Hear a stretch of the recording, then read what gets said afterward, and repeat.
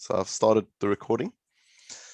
So welcome everyone to our meeting at Brisbane Agile, at the Brisbane Agile meetup.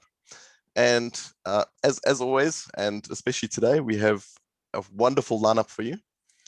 We're having James in support, but primarily John Tooth, who's going to be presenting the Virtual Obeya. So before I go in to describe that, I just wanted to describe one or two things that's happening in the community at the moment. So one thing that Craig and Arthur and myself are doing after this one is to have a look at the roadmap for courses, like for the sessions for the next few months. And also we will be filling those in on a rolling basis. So if you know anyone that is burning, that has a fantastic topic that they're just bursting to share with the community, then get them to put together a bio and a talk summary, send it through to us, and then what we can do is we can put it into the backlog so that we make sure that we get them in front of you guys in the near future. So that's something that we're looking at, and we've got some great speakers that we're going to be going through for the next few months that we're going to be sorting through after this. The other thing is that we have restarted the Brisbane Lean Coffee. So the next Lean Coffee that's scheduled at the moment, you'll notice if you go to the meetup site, is on the Friday the 11th of June at 8 o'clock in the morning. So if you are able to go to those, they're fantastically beneficial in the sense that you get to decide what topics get spoken about. So you'll go and you'll write up your card to say, I want to talk about XYZ, you put it in, everyone votes on the order in which it goes, and then you end up voting on whether you're going to spend more time on that specific topic after you've spoken for a few minutes on the highest priority one. So it means that you have a panel of experts for free that you can go in and you can put your ideas forward, and you can also provide your expertise to provide your personal experience on some of those issues for other people to consume. So well worth going to. And that's at the Espresso Emporium, and I believe that's in the city. So back to today's event. So we've got the Virtual Obeya. Now, who knows what the word Obeya means? And James and John, you guys don't have to put your hands up because I know you know what it means. So it's a Japanese word, and it comes from the lean manufacturing environment, which, as you know, is the godfather of the modern lean movement. It means large room. And so what this is talking about is having a central source of information to support multiple organizational perspectives. And what John is going to be doing today is really applying that to the way in which it's been elaborated, if I can use that word, in the context of the remote agile framework, which has been developed by John, James, you'd know Tony Ponson as well. It's been one of the co-creators of that. And I believe another 11 more people have all been involved in co-creating this framework. And this is one that's gained a lot of popularity in the short time that it's been around. So I think we'll see it grow from strength to strength over the years to come. So I won't spend any more time on that because I want to hand over to John to be able to take us through the Virtual Obeya. So over to you, John. Awesome. Thank you, John. I have to admit it's a little odd, John getting an intro from John from the audio perspective, but all the same, let's press on. So just to give a bit of an overview of the evening ahead of us, I will try to limit the amount of upfront theory to make a bit more space for playing around with some things and a bit of experimentation as we go. And if things time well, we'll have healthy space at the end for open discussion and questions. Without further ado, just a quick sense check. If someone could wave their hand and let me know that there is perfect. Excellent, the technology works. So, as I mentioned, we'll try and get through some of the more sort of presentation style stuff up front and just get through that.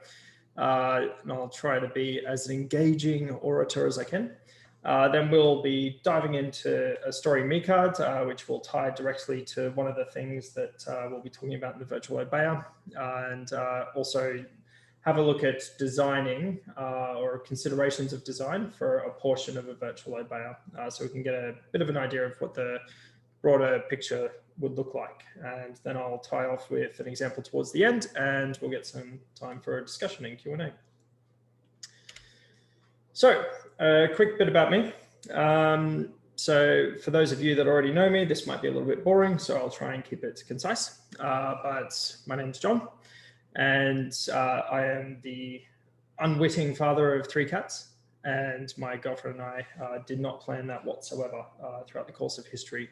We just managed to have that land in our laps. From a work perspective, I enjoy learning about different frameworks and different ways of doing things. Quite passionate about it. Occasionally gets labored with sort of more of the commercial side of things because that's just the nature of the beast, I suppose. And I very much enjoy coming to events like this one. It's all good fun. In terms of what I like to do in my personal time, I'm a little bit of a self-professed nerd. I enjoy my comics, video games. There's a lot of things in nerd culture that I'll probably be very attached to in one way or another. And on the very rare occasion, it's happened a lot less since COVID, but I enjoy a spot of archery on the weekend. And lastly, just some things that I can rely on myself for. I am generally fairly curious and empathic. And on occasion, I can also be quite passionate about things. That can also be a bit of a double-sided coin, as sort of passion or stubbornness. They're practically synonyms as far as I'm concerned at points are. So I can really dig my heels in sometimes to the point of my own detriment. And occasionally I'll tend to get a little overexcited. So that's just a little bit about me. Probably a bit of a different way of presenting a synopsis or bio of a person, but we'll have a bit more of a look at that further down the line. So we'll start from the ground up in terms of introducing what the remote agility framework is. We look at things in terms of segments or layers. So for the team space, we like to make sure that teams have fairly agnostic to framework solutions that can help them navigate the remote working environment. The main thing that we considered when we were looking at the team space is, there's a lot of really good and efficient practices out there that make teams effective. Many of the folks on the call I know to have knowledge in those spaces already, so I won't labor on those too much. We're just referring to things like Scrum and Kanban, potentially with some adjustments to context, depending on what type of team you're working with. What we look to do in this space is more put the wrapper around it that makes it useful and productive and healthy to work in those environments in a remote context. And that could be one where you're entirely remote. I know one of the folks, I'm very sorry, I'm forgetting your name already because I'm terrible with names. I think it might have been Nick, mentioned that it's essentially a fully remote organization that meets very occasionally, or it might be some form of hybrid. We try to design things that are context driven for the team, so it will work equally well for both and just tease out the problems that you might need to work through. Divisions. I am a person that is deeply unsatisfied with our labeling of calling it a division. We've wrestled with divisions, team of teams, departments, essentially a very large group of people, probably comprised of multiple teams that need to work together. So we have a bit of a look at, what are some of the constraints that they might need to work through? How do they plan? How do they execute? How do they make sure they're aligned to strategy and taking care of their teams, both the people and the work? So we don't like to leave anyone behind in that. We're not of an inclination to sort of, focus and give too much love and care to a particular type of team. We're very much about making the remote agility framework something that can be consumed by just about anyone that works in a team and uses some kind of remote practice. And for executives, this space is naturally quite convoluted and complex, but in the simplest of terms, essentially, as we do with the other two segments, for the executives, we provide essentially similar patterns, things that are agnostic to context, and designed to emerge that context out and drive out the correct solution for the particular team of executives and their organizations. One of the things that we'll get to in just a moment, and how this can correlate, is because we've designed this to be somewhat modular, it needs to be able to fit in just about anywhere. And we're more focused on how do we support the best emergence of practice rather than necessarily telling people this is the right thing to do. And that is extremely true for any of the patterns or nodes that you see sitting around this ring here. Altogether, that comes as a composite set of the remote.af compass. So essentially, we look at this as more of an orienteering exercise. So rather than following a map, we want to look at a compass that will help us orient from where we are to where we'd rather be, rather than saying, here's a set blueprint with perfect steps that will take you to where you need to go. There are, and James, if you can catch him at a time, probably not right now, but James can share some more stories around, like sort of he's found some very effective pathways for the context that he's worked in. And so of the other, I think there's around 44 guides around at the moment. They'll all be able to share their own versions of how they've managed to make this pattern work for the organizations that they've worked with. So on to the main event. So something that Tony is very passionate about is, and he's the primary driver behind the remote Obeya. So good graces to him, and also James, who provided an extraordinary level of support in developing it as well. So essentially, the idea of remote Obeya is kind of counterintuitive, as Obeya is a place for people to come and get understanding that may help inform decisions in a physical space, and you can see all the things relating to the company around you. Trying to do that in a virtual context, it's a little bit different, right? You're not in that physical space, and you can still look at data and metrics, but you're still missing some elements, because in a remote context, the information you're lacking is going to be different to what you have in the physical context.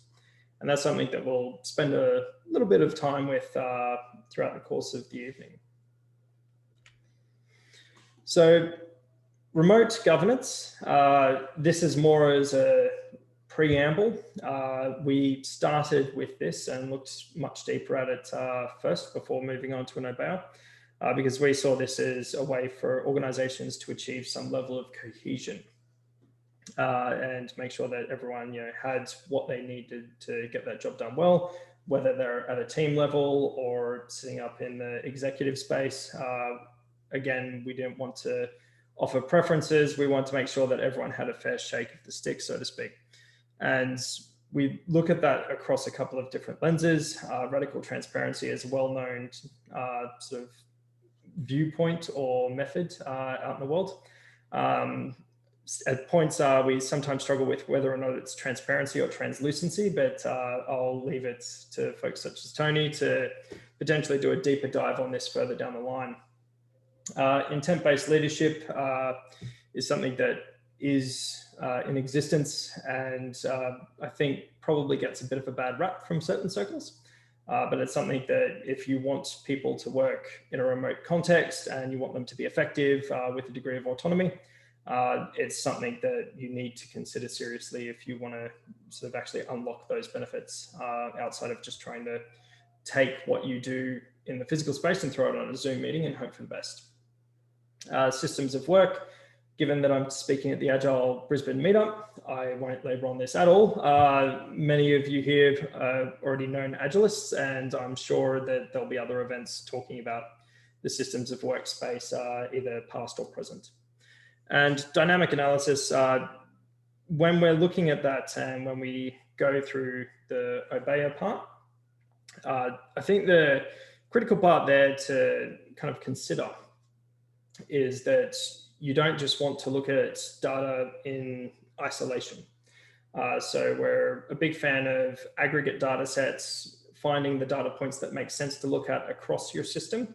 So you're being able to see some equivalence of context, but don't just do that. Like, you want to be able to have the option to dynamically assess the data points that are relevant to the context of the individuals, teams, teams of teams, and so on. All right, the Obeya itself. So essentially, we break the virtual Obeya up into 4 spaces. We'll spend a little bit of time with each of those spaces throughout the next couple of slides. It's more showing this slide is the pure intention of it is that you can't do them in isolation. And when we're working directly with organizations, that's what we find tends to happen. You'll have, there's a particular area or space someone goes to learn about strategy, and it's often some esoteric area of the organization or on a software platform that no one else looks at, and gets communicated once every now and then, potentially in an email or some kind of stream, or potentially a physical event, now with some of the restrictions lifting in various areas. You've got the workspace, which is essentially just visualizing your work. Again, given the nature of the audience, I won't labor on it too much, but visualizing your work, making sure knowing where your correlations of work are, where's the value in working a bit closer versus further apart, because you're not having as much overlap, as well as understanding your cadence and who's doing what. Data. This is the part that we'll spend a little bit more time with later on when we get to the experimenting space, but it's about interpreting from each of your different views what are the most relevant points of data for someone to be able to make decisions, prioritize things, see risks. It's about trying to make sure that you've got the most transparency available across the organization as safely as you can, within reason, to ensure that people are making the best decisions they can throughout the organization. Without having the right data and everyone reading from the same book, you're likely to run amok. And culture. When you're thinking about culture, you want to make sure that you've got some humanity in your organization. For the vast majority of people that I've spoken to throughout the entire course of remote.af's existence, quite often when people are talking about a cultural challenge in their organization, that's because it hasn't actually been redesigned into the organization in their remote context. And anecdotally, from my own experience, remote working doesn't break your culture, it highlights the problems that were already there. So, strategy. The strategy Mado's intent, if you were to think of it through an analogy, is essentially if you are sailing a ship or a fleet of ships, if you're a particularly large organization, you want to make sure that everyone's heading in a similar direction. It's very easy for people to sail off in the wrong direction or start anchoring when they're not meant to particular objectives or goals. So you want to provide a platform from everyone from the CEO through to the cleaner to have a sound understanding of what's the direction, what's your objectives, what's valuable to the organization at the point in time. And that's just a basic radiation. One of the things you want to avoid in these situations, particularly when you're considering a virtual Obeya, is you're not looking to refrigerate and store your information. It needs to be radiation and easily accessible to anyone that might have curiosities or a genuine need to access it. Work Mado. So again, as I mentioned, we're looking at things like your dependencies, your cadence. We're not actually going to spend as much time in terms of the performance data that sits in the data Mado. We want to give a lot of space and graces to the actual nature of the work, the details, what's important, where's the priority, and even things like, it could be simple, but when you look at an entire organization, particularly if you're trying to do this at a team of teams or an enterprise level, the cadences are going to be different. You can't always synchronize an entire organization on the exact same heartbeat. So you're going to need to consider other mechanisms for visualizing where the cadences are different. Particularly, I can speak from my own experience after spending some time looking at both marketing and IT development. The cadences between those two can be radically different depending on what the market forces are at the time. And trying to pretend that they won't be could very easily lead you astray or reduce the value that the capability that can deliver. Data. I like data. I'm a big fan of data. Numbers make sense to me. So essentially, you're using the data space to try and understand and contextualize everything else that's happening. So if you've got your work and your strategy visualized and you see your data and you're not just looking at things like your standard metrics for those in the agile space, it's often things like throughput, velocity, lead time, but also start looking at some of your more heuristic ones or strategic oriented ones. If you're using OKRs, great OKRs tend to have metrics and data tied to them. They should be visualized here as well. You don't want to sort of just leave them off to the side and announce your strategic intent as an unmeasured thing that you'll check at the end of the quarter. That's not going to be useful to you because you've got a whole bunch of time between the end and the start. Also, impediments will tend to surface up out of this data. If you've got a blockage in your system and you don't have flow, I can't remember exactly where I heard it, but it was from someone of a Kanban background. If you've got a highway at 100% capacity, it looks more like a car park than a highway. Cultural Mado. So this is probably the one that I'm a little bit more passionate about. So I say that more from my background in therapy and a few other things, but quite impassioned about here, so I'll try not to labor too much. But essentially, you're looking to understand the well-being and health of your teams and organization. And one of the things that you want to understand isn't just from, when you're looking at remote working, like you're all in my home right now. So my home office is based in the middle of my house. Somewhere off to this side of the screen is going to be my partner and cats who are watching TV. They, as far as I know, they're having a great time. But that's a very different context to us being in an office together. And you want to provide people on an invitation basis the ability to share safely around that context and surface up things that might be a problem for them, even from an ergonomics perspective. If you had a faulty office chair within a building, you'd want to see that fixed. If someone gets injured at work, you'd want to ensure that their safety and well-being is taken care of and that they can return home safely. That responsibility doesn't end simply because you're no longer in an office. That is still just as important to modern organizations that are working remotely as it was before. So I've been prattling for a little bit, and I think it is well timed to actually try something out. I can see Steve. He looks thrilled. So for those of you that don't know, Steve's already done this activity, and he's been through a remote.af guides course for which his participation was thoroughly enjoyed. But what we're going to do is I'll be sharing a Miro link in the chat. For those of you who aren't feeling like sharing screens, that's absolutely fine. But could I just get a little thumbs up or some kind of emoji if you haven't used Miro before? Cool.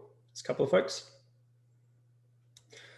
All right. So if everyone could kindly click on the link, there shouldn't be any password protections, and that'll take you through to a little space where you can have a bit of a look at the Miro card.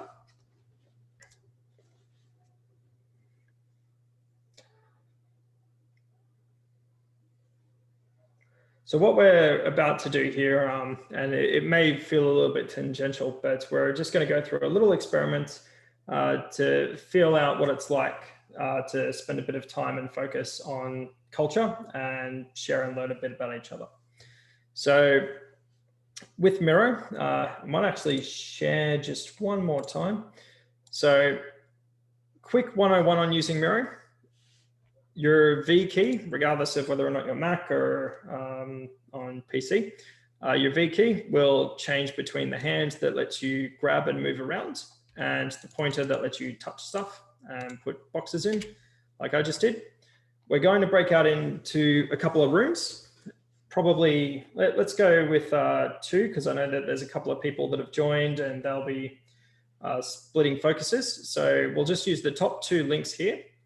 And all we're going to do is spend 5 minutes first on spending a bit of time just putting in a little bit about StoryMe. Remember, this is just very invitational, more just so we can get a bit of a feel for each other and learn a bit about each other, very similar to the networking that we did at the start of the meetup. Feel free to use the spaces through your own creativity. The ones that we tend to use at remote.af are home, work, fun, and identity. And they were the same ones that I used in the example earlier today. So we'll just jump out into those breakout rooms, 5 minutes for actually going through the building of our story me's, and then we'll spend another 5 minutes on actually allowing each other to share a bit about ourselves. Are there any questions before we jump into that?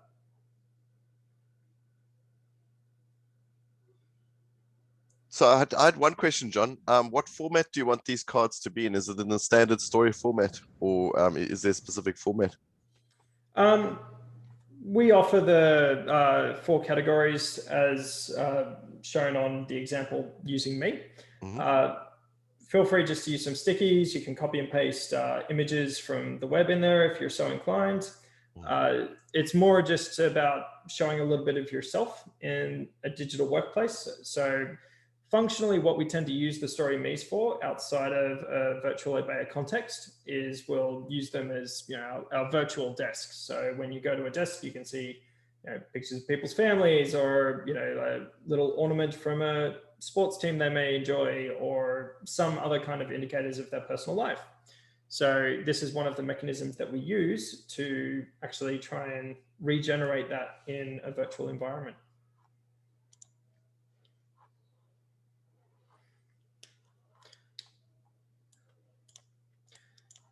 So I'll just, I can see we've actually already broke out. So what I might do is I'll just set a timer in Miro as we are. And after 5 minutes, if there is anyone particularly interested, we'll have a bit of a share session.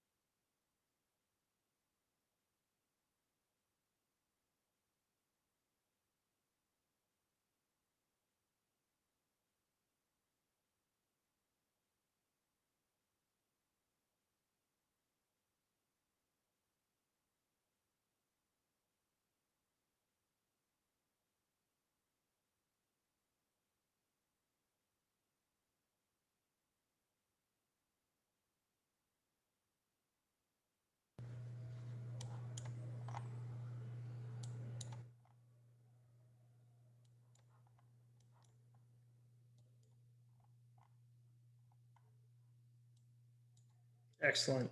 Already seeing some lovely pictures in there.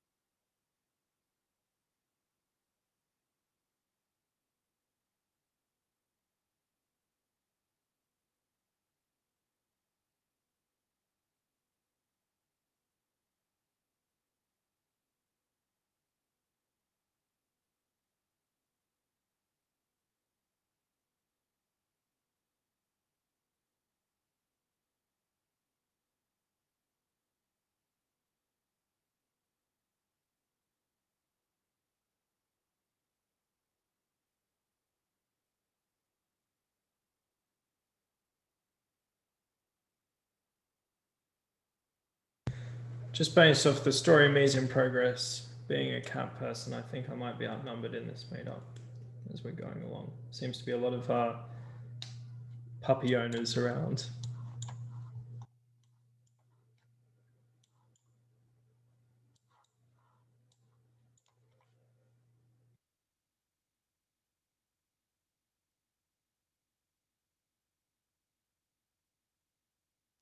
Which breakout room should I be looking at? Luke, I can see you picked so just given the size of the group, I just brought us along as a togetherness journey. But if you focus on me, I'll see if I can bring you along. Can't see. Oh, wait, there you are.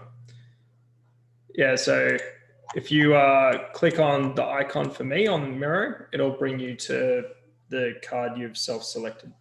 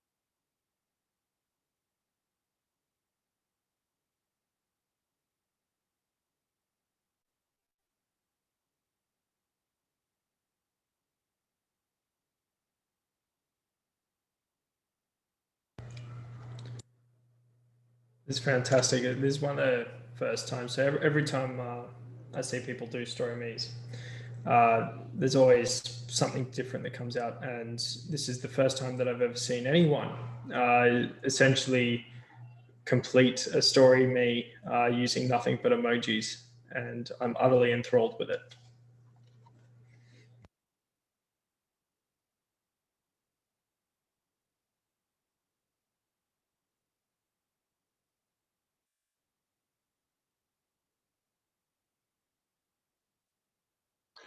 Yeah, the person I'm working with doesn't like it, but I love doing my presentations in all emojis, and then it's about the story that you tell, and he's like, no, I hate this.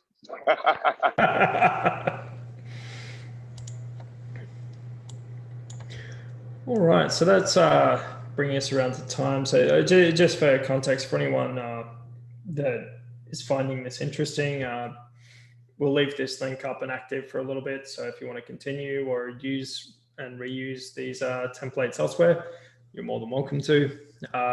We're very much about trying to make a positive impact. So if this is something you think would be helpful for yourself or your teams, full encouragement to take it out in the world and kick some goals with it.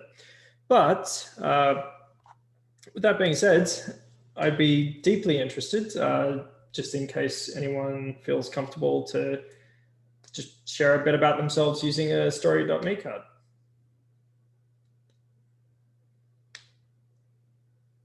Absolutely no pressure. I'll give it a whiz if you like, John, just to kick it off.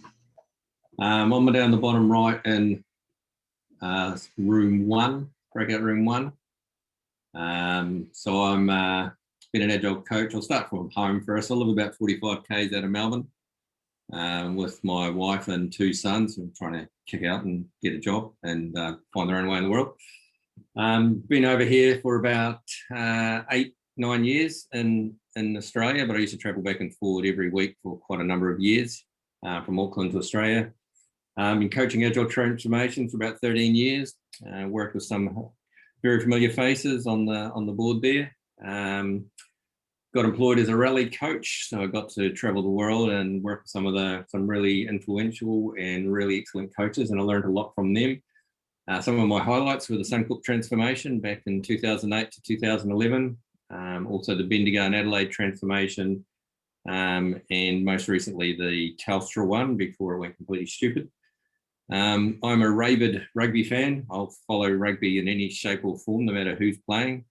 I'm quite happy to sit down at the end of the road here and watch school kids play. I just love the game.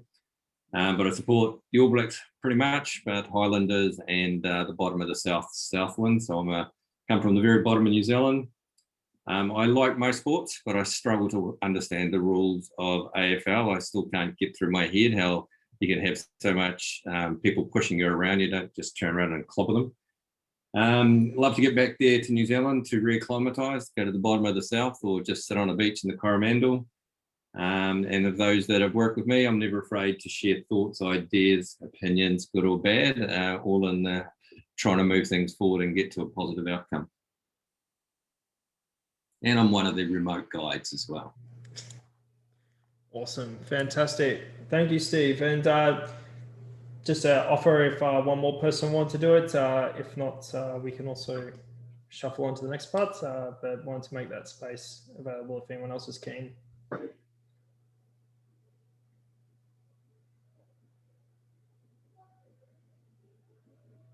Okay. All right. Well, something that I'll do just before we move on is just quickly touch base on something I've noticed throughout this activity. And that is imagine this in a remote environment where you're joining a team or working with some people.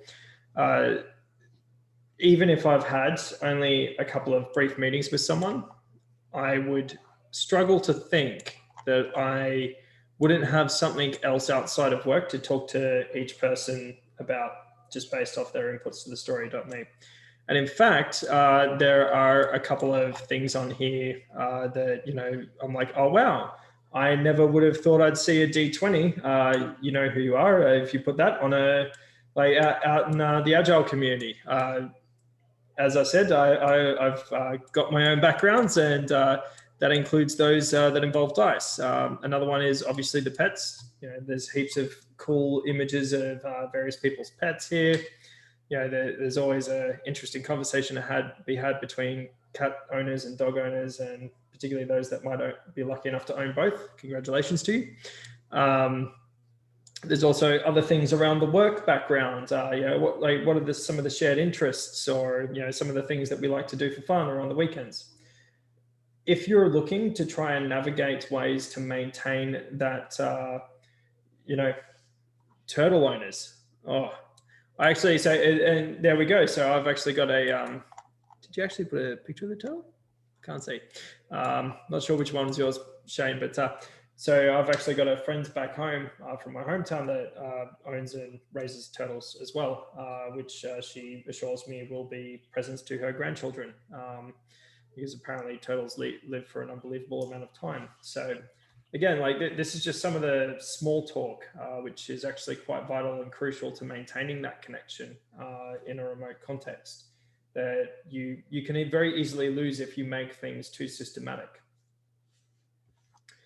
So we'll come back to why this is useful when you're looking at an Obeya in just a moment, but I can already see on a few faces that maybe the dots are connecting a little bit. But we'll go to the next little experiment. And this one I actually will still push on with the breakout rooms. It's going to be a little bit more collaborative. And there we go. So I'll just pop this up briefly.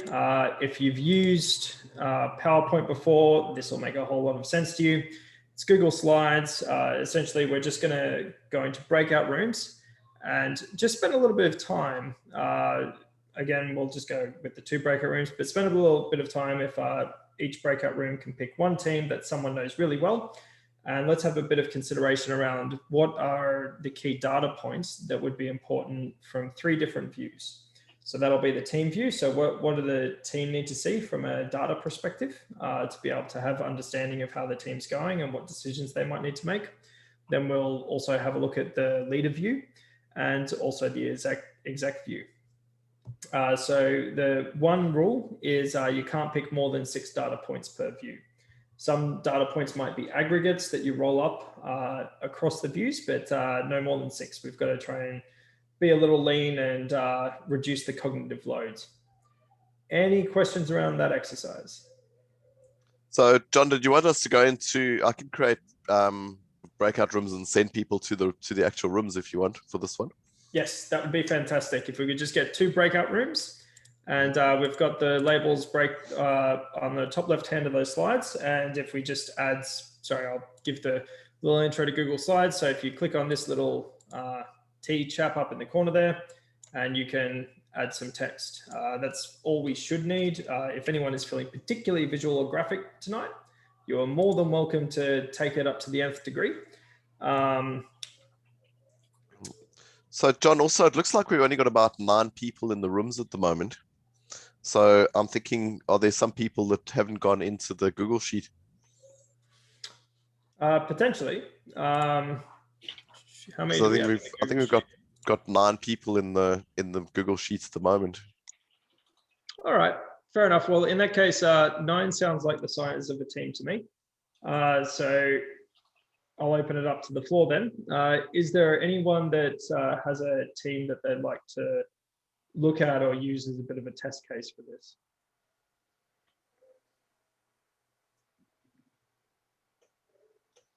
So I think I can assign them randomly to breakout rooms, and then people can, based on where they are, they can go to that specific sheet. That was the initial intention. I'm just wondering if we've actually got 14 participants. All right, let's push on with the 2 breakout rooms then and assign randomly.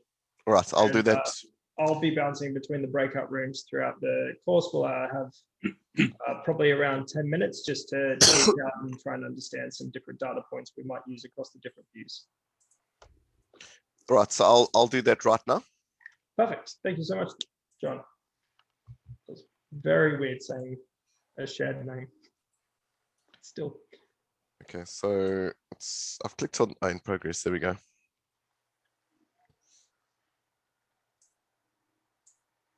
So it takes time to assign people.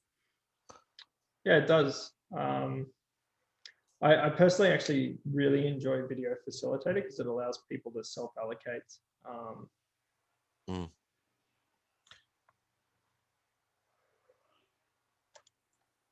So it says in progress. Does that mean we have to actually go into the room ourselves? Yeah, but because we're hosts, we should be able to reassign ourselves as needed. Ah, I see what you mean. Okay. All right. Are you going which? Okay, I can go to room 2. Do you want to go to room 1? Yeah, I'll start there. Okay. G'day, John. Hi, hey Arthur. All right, so you guys know what to do?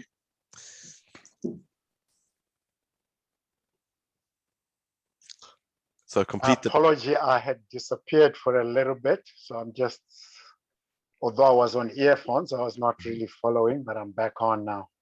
Okay, cool. So so have you got access to the Google Sheet, Nick?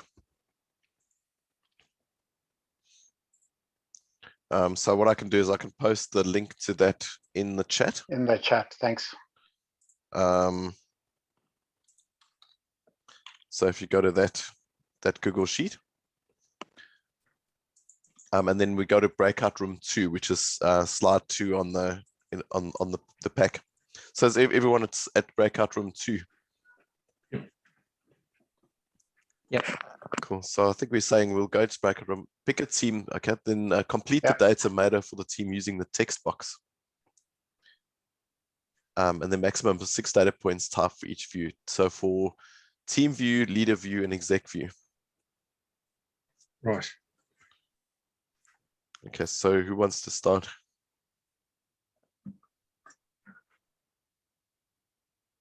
So what team are we looking at? So we're breakout room 2. Yeah, but Do they deliver software or yeah? So pick a team that someone knows and use it as a bit of a use case, and start talking through it as a group in terms of what data points might be useful from that team's view, as well as the broader program or department's view, and also from an executive view. And those higher level views or other viewpoints can also be aggregate versions of that data. Okay, and what we do is posted codes for the data points that we're interested in. Yeah, absolutely. Okay. A bit of a brainstorming session around what data points are going to be in service Yes. for each of those viewpoints in reference to that team. Yep. Okay. So I think we all work on in different organizations, so we could probably just pick a project that we've worked with in the past, I'd imagine. Yep, absolutely. Okay. Does anyone want to volunteer a project that you've worked on in the past that we can use as a case study? All of them. Well, so what would be a good example among those? Yeah, is anyone actually working on one at the moment? Because that'd be a great example. Because yeah, I haven't worked on a project for 2 years. Yeah. Don't want to work on another project ever again.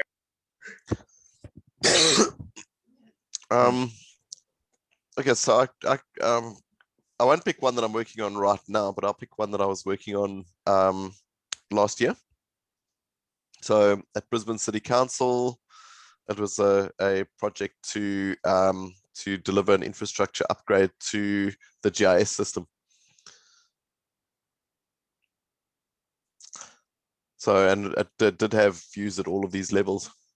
So should we, on the basis of that, recommend any, or should we put down cards that we think we would fit in with each of these, and then maybe just I can answer any questions around that, or Oh yeah. Cool. Right, so yeah, let's just type.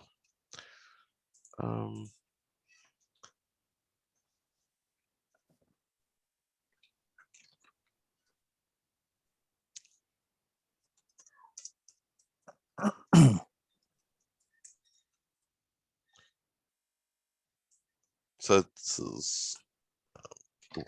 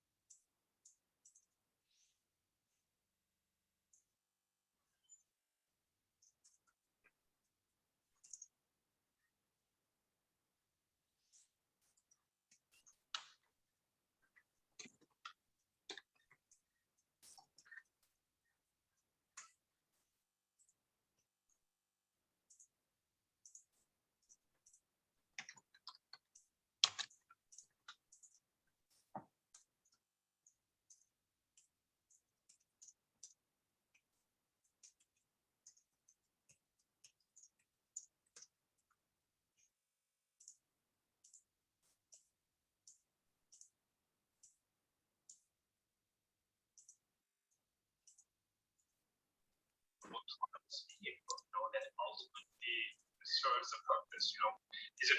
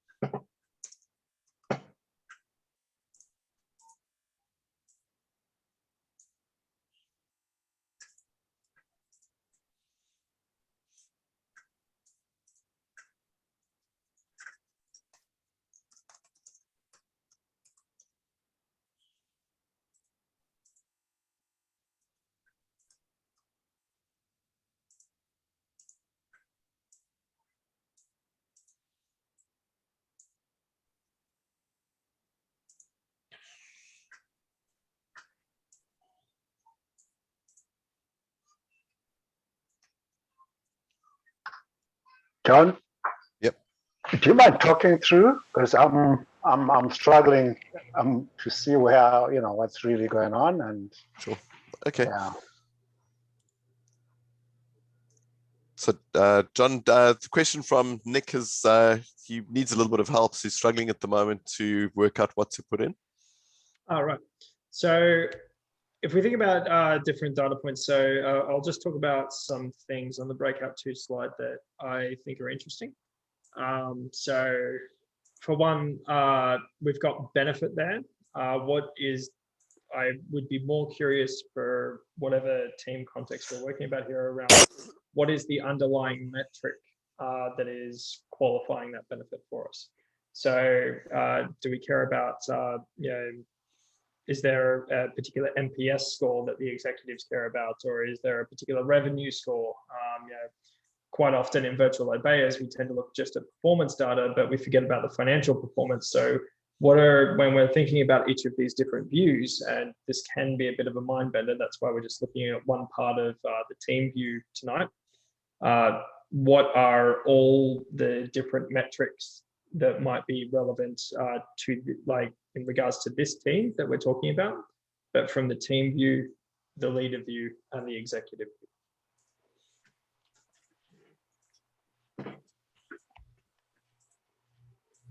What you'll tend to find is that the team view metrics will often be a lot more closer to the movement and performance of the work, potentially also some cultural indicators. And as you move into the executive or the leader space, they might become a little bit more aggregated or start involving more financial performance metrics. But you really want to try and zero in on what are those top metrics that each perspective cares about. So out of the examples we've put down so far, did they match what you were thinking would be the sort of things you'd put there? Yes. Yeah. I think the interesting thing to do to look at this, and this is why I was encouraging to use a team that at least one person in each breakout room is familiar with, is contextually, a lot of these are going to change. So if you think about the executive view or equivalent for a government, that is going to be a drastically different set of metrics and things that they'll care about from a numerical perspective compared to your sort of private enterprise, or even if you were to go hardline into a bank, revenue versus votes in and of itself, or value to citizens instead of value to stakeholders. That's going to drive a completely different behavior on a numerical level and sort of what things people will be watching out for.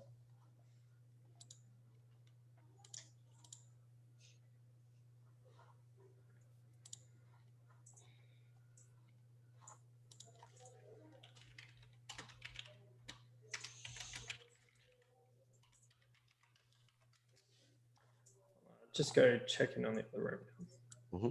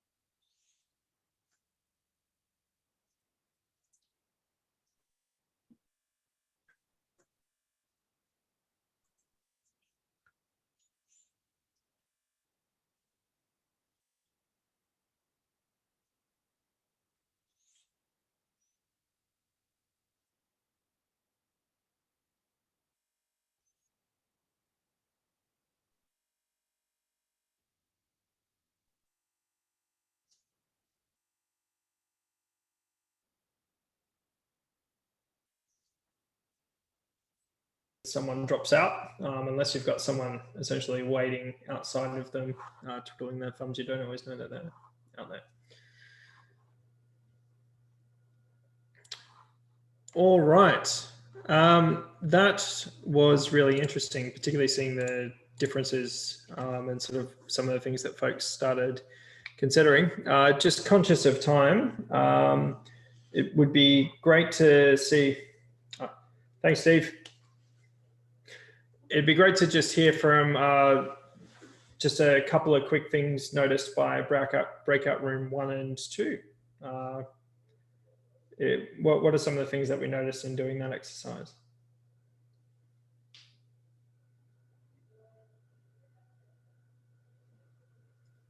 One must remember to unmute if one wants to speak. You'd think you'd get used to it by now, wouldn't you? But so I guess I was the person sharing the challenges I was having in a fairly new role that I'm in. And so we were talking about what data points I have to touch in building a knowledge solution in a COVID contact center. It's a fairly new job that I've got. And so we were just working through the data points, probably general contact center environment data points that do occur in these sort of places, and then knowledge and how we measure all the knowledge that would be in a knowledge system that would help the contact center teams deliver. And then above that, what do the executives need to make the decisions that they need? But yeah, it was good to validate my own thinking, but also understand maybe some of the things that I might not have thought about that I might need to talk to other guys about to see if I can get some cohesion happening. Awesome. And breakout room 2, how do we find it? Well, I put all of my answers onto the, I was in breakout room 2, but I put all of my answers onto the breakout room 1 slide. Then I was wondering why it was, yeah, I think there was a disconnect there on my side. I'll take that as room for improvement on my facilitation. No, not at all. It's very clearly stated as breakout room 2, breakout room 1. It's just sometimes I can be quite blind. Okay, was there anyone else in our breakout room 2 that have anything that they'd like to share?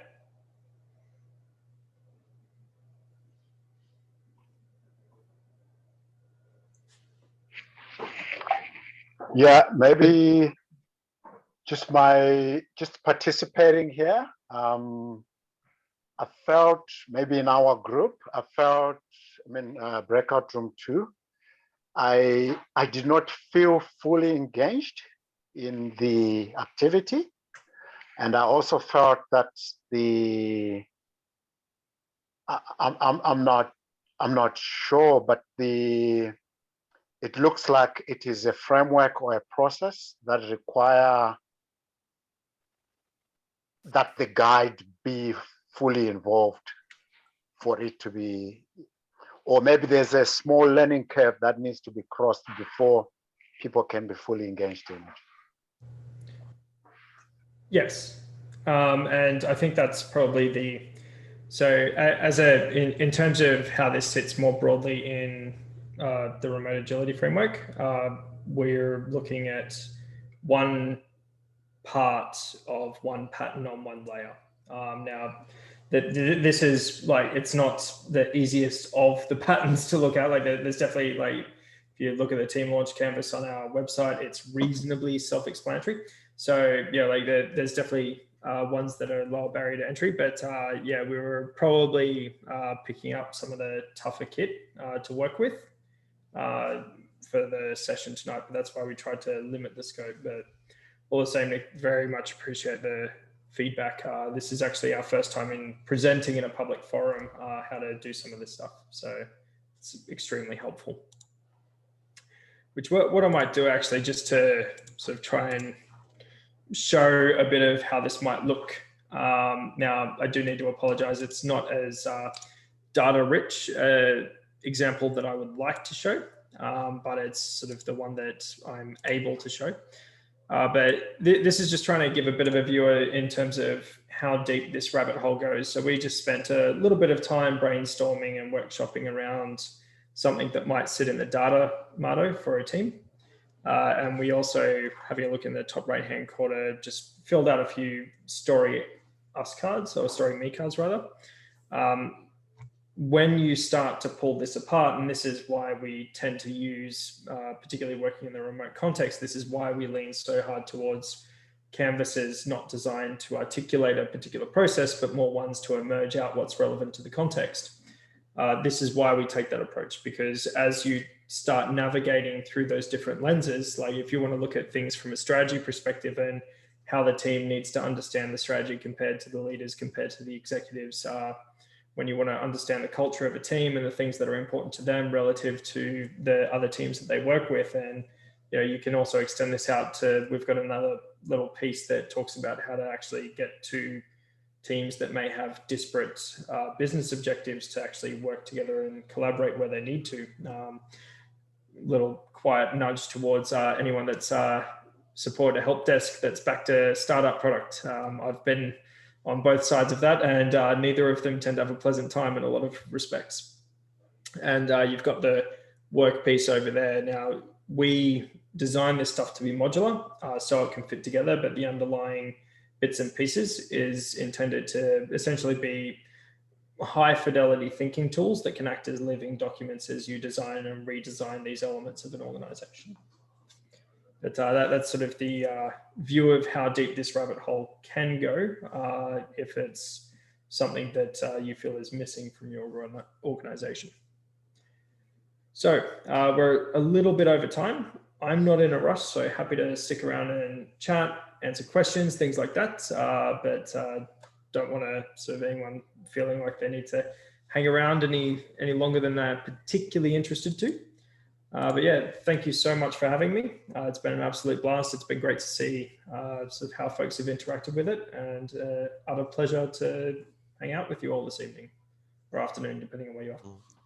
Thanks, John. I've been looking forward to the session for a while because I've heard about the remote.af framework, and I've been wanting to look under the covers to see what it's about, and I enjoyed having the practical side as well. So it's good having that good mix.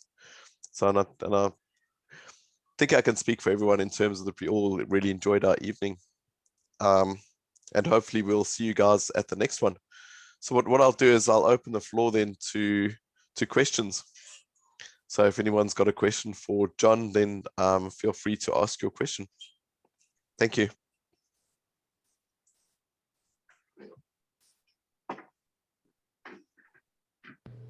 What I might also do, John, and we can share this in the asynchronously in the meetup group, is I've just dropped a link into Tony's sort of 10 minutes explanation of the Virtual Obeya. So if anyone is interested or would like to hear it from the man himself, then that's a good way to sort of have for future reference. Thank you. I'll add that to the meetup, writes up on meetup, maybe as a comment or something on there, so that you guys can go in and pick it up.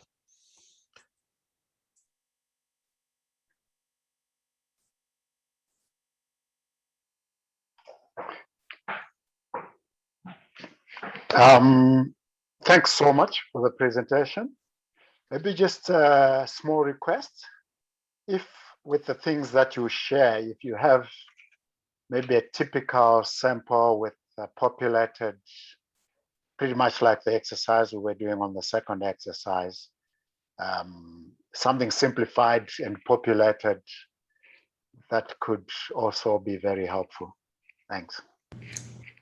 Yep, I can have a look and see if I can do something up. The one thing that I would caveat that with is, and this goes for anything remote AF oriented you might see out in the market, we've designed this so it becomes the context that it lives in. So a great example that was shared with me from a head of from a company called Reform Clothing, big fan of them. They're doing some very interesting disruption in the reform in the clothing production space. But he was essentially sharing with me his experience, and one of the things he said was like, the thing that he loves about it is that it's not, like he's not changing his company to become something else. This is his company's version of remote.af. So more than happy to see if I can ferret up an example that we can share on the meetup group and things like that. But just caveat that with, just because we share a particular example, the example for your context is likely to look very different. For myself, one of the things I liked was the way the various bits came together in terms of the overview, and also you can see how the amount of work that's gone into to develop this overall framework.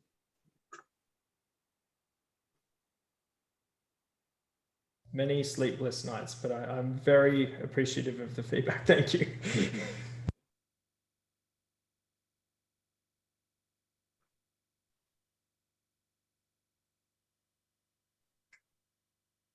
And right at the closing minute, James McMiniman, who actually paired with Tony on the original development of the Virtual Obeya, has just chimed in to answer all of the questions and take all actions.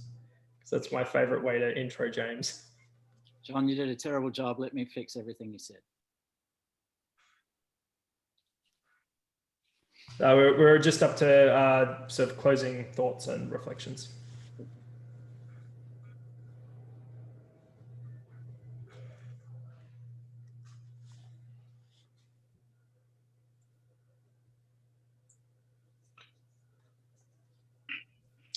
It's a fresh perspective of looking at how your team is working and mapping all those elements to see if they are working together. So I think that was something you mentioned earlier about, and I'll see if I wrote down the comment that you spoke of, or I may have written it down somewhere. Understanding, I can't remember what it was, but yeah, that perspective. So some of the conversations we were having was validating where I thought my part of that team was going, and also seeing the other points that were coming in to impact me. So I can see that it's like a good way of looking at how all the different parts of the organization are coming together. It's a great way of doing that. So we're on track. It's our business. Are we on track or not on track? So I like that part of it. Yeah. Yeah, I'll second that, and also Arthur's comments as well. And so on what Lynn was saying, I think that it's the gestalt of the thing that's probably more powerful than the individual components.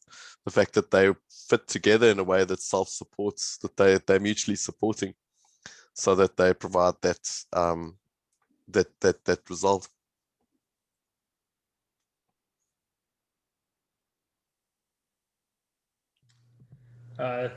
Just in case there's anyone on the call that aren't familiar with the term, gestalt is the whole is greater than the sum of its parts, which is a word I have a lot of affinity to in a couple of different contexts. And thank you for the appreciation around that color-coded bookshelf. I absolutely can't take credit for it. That is my girlfriend has a background in visual design, and she did that for me because I can never find a book based off its title. It's entirely sort of how it looks is how I remember to find them. And I was never smart enough to figure that out. I've got this idea for a bit of a startup, right? So it's like, hey, when you're meeting with the guys from marketing, you pull up your virtual marketing background bookshelf, or you're like, hey, I'm an agilist, or hey, I'm a whatever, like. Or if you're going to be on the, you're just going to be presenting something, or you're on the TV news, you need the right background behind you to make yourself look like you know what you're talking about, which is always a bookshelf of some kind. Luke McManus, I don't think you're the right guy for the startup. Well, there was an AI out recently, I believe, that they used for to short circuit the recruitment process. So the purpose of the AI was to identify candidates that would be good for roles, And the problem, they shut it down when they discovered that because when they looked under the covers to see how it was making its decisions, it was promoting candidates that had bookshelves behind them. So in other words, it skipped past all of the other stuff. The key factor that it would use. Than I thought it was going to be. I won't mention the name of a very large bank that demanded, if you've been working there for 30 years and you're reapplying for your role, that you must do a video interview. You must record a video interview, and promise we're not using AI across. Well, I guess the tip is, if you have to submit one of those, have a bookshelf behind you. Yeah, when in doubt, record your interviews from the library. Yeah. The depressing thing about your story, John, is it's far too credible. Yes. Well, I think if there's any last minute questions, we can keep the floor open for another few seconds. But if there aren't any, we can probably wrap up at that point. Yep. So thank you all again for coming through, and really looking forward to seeing you at the next one. Absolutely. Thanks so much, everyone. It's been a blast. Yeah, and thanks again, John. Been great, guys. Yeah. Thanks, John. Thanks, John. Cheerio. I should come back just because I'll never get tired of that.